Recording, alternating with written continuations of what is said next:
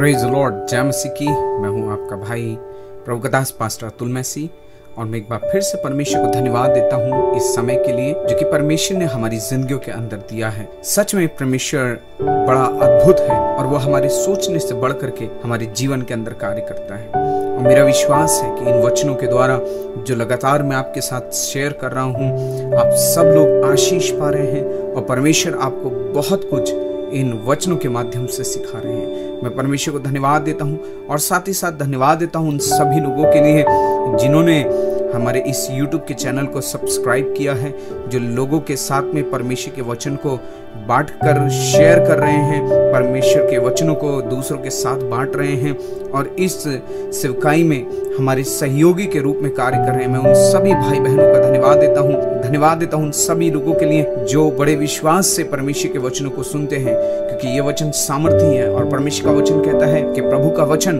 कभी व्यर्थ नहीं लौटता। मैं एक बार फिर से आपके साथ हूँ, नए वचनों के साथ में, नए आशीषों के साथ में। मेरे भाई, मेरे बहन, मेरे और आपके जीवन के अंदर परमेश्वर ने हमें बहुत सी आशीषें दी हैं, बहुत सी बरकतें दी हैं और परमेश्वर का वचन कहता है कि जो कुछ तुम्हारे पास है उसी में संतोष करो। यदि तुम्हारे पास खाने और रहने के लिए है तो उसी में तुम संतोष करो। सच में जो कुछ परमेश्वर ने हमें दिया है, हमें उसमें संतोष करना है, हमें उसमें आनंद करना है, उसमें हमें परमेश्वर की स्तुति करनी है। और परमेश्वर हमारे जीवन के अंदर हमें बढ़ाते हैं जब हम एक संतुष्टि का जीवन जीते हैं, जब हम प्रार्थना की जिंदगी जीते हैं, परमेश्वर हमें आशीष देते हैं। मैं एक बार फिर से आपके साथ हूं एक नई आशीष को लेकर के।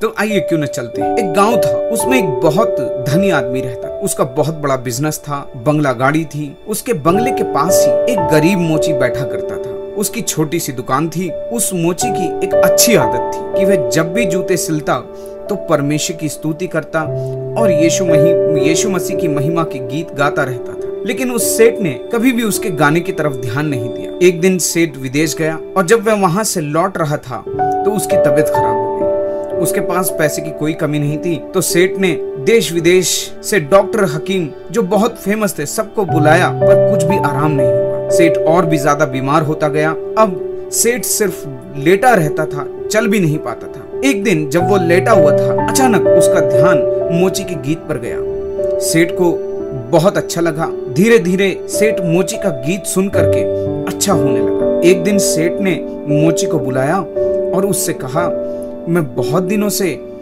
बीमार और दुखी था। मैंने लाखों रुपया खर्च किया, डॉक्टरों से दवाई लिया, पर कुछ फायदा नहीं हुआ। लेकिन तुम्हारा गीत सुनकर मैं ठीक होने लगा, इसलिए मैं तुम्हें 10,000 रुपए इनाम में दे रहा हूँ। मोची बहुत खुश हुआ और पैसे लेकर अपने घर चला गया। अब मोची को सारी रात नींद नहीं आई। वो पूरी रात यही सोचता रहा कि मैं इन पैसों को कहाँ छिपा कर रखूं, इनसे मैं क्या क्या खरीदूं, क्या क्या करूं, इन्हें कहाँ खर्च करूं। कई दिनों तक वह यही सोचता रहा और बहुत दिन परेशान हो गया। धीरे धीरे उसने काम पर भी आना बंद कर दिया। लोग भी उसकी दुकान पे नहीं आते थे क्योंकि उसकी दुकान बंद रहती थी। दूसरी तरफ जो सेठ उसका गीत सुनकर ठीक हो रहा था, वह भी गीत नहीं सुन पा रहा था और गीत ना सुनने के कारण वो भी बीमार होता चला जा रहा था। एक दिन मोची के दिमाग में सारी बात समझ में आ गई। मोची उठा और सेठ के बंगले पर जाकर सेठ से बोला कि आप ये पैसा वापस रख लो, क्योंकि जो पैसे आपने मुझे दिए हैं इसकी वजह से मैं परमेश्वर का नाम लेना भूल गया, उसका वचन गाना भूल गया, मेरा काम पर जाना छूट गया। आप अपने पैसे वापस रख लो, मुझे मेरा काम पसंद है। मेरे भाई, मेरे बहन, पैसों का लालच हमें अपनों से और परमेश्वर से दूर ले जाता है। हम पैसों से इतना व्यस्त हो जाते हैं कि यहाँ तक भूल जाते हैं कि परमेश्वर भी है। उसे समय नहीं देते, प्रार्थना भी नहीं करते, अपनों पर ध्यान नहीं देते और यह सोचते हैं कि पैसा पास होगा तो सब हमारे साथ होंगे। हम सारा जीवन पैसे कमाने और उन्हें कैसे खर्च करें इसके बारे में सोचते रहते हैं और यही हमारी सबसे बड़ी गलती है। पैसा कमाने में इतना भी व्यस्त ना हो कि आप परमेश्वर को ही भूल जाएं, प्रार्थना करना भूल जाएं, परमेश्वर के वचनों को पढ़ना भूल जाएं, परमेश्वर के साथ चलना भूल जाएं और अपनों से दूर हो जाएं। बाइबल सिखाती है, जो अपना कान परमेश्वर के वचन सुनने से फेर लेता है उसकी प्रार्थना घृणित ठहरती है।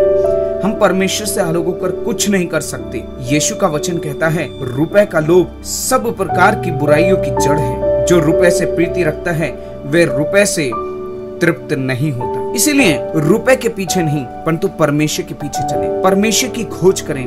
परमेश्वर आपको किसी भी भली वस्तु की घटी होने नहीं देगा। मती रचित सुसमाचार उसका 3 अध्याय और 33 वचन में लिखा है, पहले तुम परमेश्वर के राज्य और उसकी धार्मिकता की खोज करो तो सब वस्तुएं तुम्हें अपने आप मिल जाएंगे। मेरे भाई मेरे बहन, हम अपने जीवन के अंदर कई बार पैसों को लेकर के बहुत ज्यादा व्यस्त हो जाते हैं।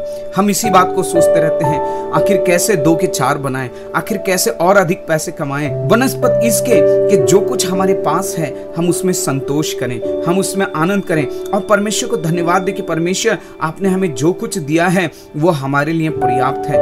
और कई बार हम ऐसा करते हैं कि हम पैसों को कमाने के लिए और पैसे को प्राप्त करने के लिए हम अपने आप को नाना प्रकार के दुखों से छल्ली कर लेते हैं। परमेश्वर का वचन कहता है मेरे भाई मेरे बहन कि जो कुछ तुम्हारे पास है उसी में संतोष करो। जो परमेश्वर ने हमें दिया है हमें उसमें परमेश्वर की महिमा करनी है, हमें उसी में परमेश्वर को धन्यवाद देना है, ना कि हम और को प्राप्त करने के चक्कर में जो परमेश्वर ने हमें आशीषें दी हैं, जो परमेश्वर ने हमें भरपूरी दी है, जो परमेश्वर ने हमें परिवार दिया है, जो परमेश्वर ने हमें कार्य दिया है, हम उस कार्य को भूल जाएं। और को प्राप्त करने के चक्कर में हम उन चीजों को आनंद भी ना ले पाएं जो परमेश्वर ने हमारे जीवन के अंदर दी है। मेरे भाई मेरे बहन, बाइबल के अंदर प्रेरितों के काम उसके 5 अध्याय में हम हनन्याह और उसकी पत्नी सफीरा के विषय में पाते हैं। उनके जीवन में सब कुछ ठीक चल रहा था, उन्हें कोई कमी नहीं थी, उनके पास जो कुछ था वो पर्याप्त था। जो परमेश्वर ने उन्हें दिया था और जो उन्हें परमेश्वर से मिला था वो उनके जीवन के लिए, उनकी आवश्यकताओं को पूरी करने के लिए पर्याप्त था। लेकिन एक दिन लालच उनके जीवन में आया और जो कुछ वे कर रहे थे उस अच्छे काम और समर्पण में जब लालच आया तो वे परमेश्वर से ही झूठ बोलने के द्वारा नाश हो गए। पैसे का लालच आपके समर्पण को समाप्त कर देता है, आपको वह करने के लिए उकसाता है जिससे परमेश्वर का अनादर होता है। परमेश्वर के वचन में मैं और आप पाते हैं, पौलुस जो कि परमेश्वर का दास और मसीह का प्रेरित है, वे अपने हाथों से टेंट सिला करता था और परमेश्वर के वचन का प्रचार करता था और परमेश्वर उसे इस्तेमाल कर रहे थे। वे परमेश्वर के वचन और कार्य में बढ़ता जा रहा था और अधिक सामर्थ्य होता गया। पौलुस और भी ज्यादा परमेश्वर की आत्मा से भरता गया और भी ज्यादा परमेश्वर उसे बढ़ाता चला गया। आपको मालूम है क्यों? क्योंकि उसके जीवन में लालच नहीं था। वो टेंट सिल करके जो कुछ कमाता था उससे परमेश्वर की महिमा करता था, उससे परमेश्वर की सेवा करता था और परमेश्वर उसको सामर्थ्य दे रहे थे, परमेश्वर उसको बढ़ा रहे थे। मेरे भाई मेरे बहन, परमेश्वर का कार्य और सामर्थ्य हमारे पैसों और हमारे टैलेंट से नहीं बढ़ता, पर परमेश्वर की आत्मा की सामर्थ्य और हमारी परमेश्वर के साथ विश्वास योग्यता के द्वारा बढ़ता है। जब मैं और आप जो कुछ परमेश्वर ने हमें दिया है, जब हम उसके प्रति विश्वास योग्य होते हैं, जब हम विश्वास योग्यता से कार्य करते हैं, तब परमेश्वर हमें बढ़ाते हैं, परमेश्वर हमें इस्तेमाल करते हैं और अपने आनंद से मेरे और आपके जीवन को भरते हैं। जो कुछ आपके पास है उसे विश्वास योग्यता से परमेश्वर के लिए इस्तेमाल करें और खर्च करें। परमेश्वर थोड़े में ही आपको बढ़ाएगा। बाइबल कहती है, हे धन्य और विश्वास योग्य दास, तू थोड़े में विश्वास योग्य है, मैं तुझे बहुत सी वस्तुओं का अधिकारी बनाऊंगा। मेरे भाई मेरे बहन, इन वचनों को स्मरण करें। ये वचन मुझे और आपको सिखाता है कि जो थोड़ा परमेश्वर ने मुझे और आपको दिया है वो पर्याप्त है, वो परमेश्वर को महिमा देने के लिए पर्याप्त है। मेरे भाई मेरे बहन, आपके पास जो टैलेंट है, आपके पास जो सुविधाएं हैं, वो परमेश्वर को महिमा देने के लिए पर्याप्त हैं। कई बार हम सोचते रहते हैं, अगर मेरे पास में वो बाइक आएगी तो मैं बाइक से जाऊंगा, मैं प्रतिदिन बाइक से जगह जगह जाकर के परमेश्वर की महिमा करूंगा। और आप रुके रहते हैं, इंतजार करते रहते हैं, प्रार्थना करते रहते हैं कि परमेश्वर मुझे बाइक दे, परमेश्वर मुझे बाइक दे। और जब बाइक मिल जाती है तो आप रुक जाते हैं, आप कुछ समय जाते हैं, उसके बाद रुक जाते हैं और आप ये सोचने लगते हैं कि बाइक तो आ गई है, अब पेट्रोल का खर्चा कहां से निकलेगा। आप फिर परेशान हो रहे होते हैं और ये तमाम बातें जितना आपको मिलती जाती हैं और के चक्कर में जो परमेश्वर ने आपको दिया है आप उसका आनंद नहीं ले पाते, आप उससे परमेश्वर की महिमा नहीं कर पाते। मेरे भाई मेरे बहन, अपने जीवन को देखिए। आपके जीवन में परमेश्वर ने बहुत सारे टैलेंट दिए हैं, आपके पास वो है जिसे आप अगर शेयर करना शुरू करेंगे तो बहुत से लोग आशीष पाएंगे, बहुत से लोगों के जीवन के अंदर उन्नति आएंगी। मेरे भाई मेरे बहन, संसाधनों के लिए रुके ना रहें, रुके ना रहें कि आपको और मिलेगा तब आप विश्वास योग्य होंगे। जब और मिलेगा, जब ज्यादा कमाई हो होगी तब परमेश्वर के लिए दशमांश या टाइप निकालेंगे, और ज्यादा हम बढ़ जाएंगे तब ऐसा करेंगे। नहीं मेरे भाई मेरे बहन, जो कुछ आपके पास है उससे परमेश्वर की महिमा करें। मैंने कलीसिया में लोगों को सिखाया कि आप उपवास करें, हफ्ते में एक दिन ऐसा ठहराएं जिसमें आप उपवास करें। और जब आप उपवास करें, भूखे रहें, तो सिर्फ उपवास करके भूखे रह करके ये परमेश्वर को ना दिखाएं कि हमने बहुत बड़ा एहसान किया। लेकिन जब आप उपवास करते हैं तो प्रार्थना में रहें, और उस उपवास में जो कुछ आप बचाते हैं, राशन, तेल, पानी, उसको अलग निकालें। और उसे अलग निकाल करके कलीसिया में जब आप आते हैं, संगति में जब आप आते हैं, तो किसी ऐसे विश्वासी भाई को, किसी ऐसे जरूरतमंद व्यक्ति को वो जो आपने बचाया है उपवास करके, वो दे दीजिए, ताकि वो परमेश्वर को धन्यवाद दे, ताकि वो भी बढ़े, उसकी जरूरत पूरी होने पाए। मेरे भाई मेरे बहन, रुके नहीं, रुके नहीं। जो आपको परमेश्वर ने दिया है वो आपके लिए पर्याप्त है। परमेश्वर ने जो आपको दिया है उसमें आनंद मनाएं, उसमें परमेश्वर को धन्यवाद दें और आगे बढ़ें। मैं आपका भाई, प्रभु का दास पास्टर अतुल मसीह आपके लिए लगातार प्रार्थना कर रहा हूँ। मेरा परमेश्वर आपकी हर एक कमी घटी को पूरी करेगा और अपने स्वर्ग धन से आपको भरपूर करेगा। वो परमेश्वर सच्चा है, परमेश्वर वफादार है, परमेश्वर पवित्र है। उसने जो वायदा किया है वो हाँ और आमीन में आपके जीवन के अंदर पूरे होंगे। हो सकता है कि आज आप दूसरे लोगों को देख रहे हो, अरे उसके पास ये है, उसके पास इतना सारा है, अगर मेरे पास होता तो मैं ऐसा करता, अगर मेरे पास वो होता तो मैं ऐसा करता, और ये सोच करके आप रुके रहते हैं। आज से रुकना बंद कर दीजिए।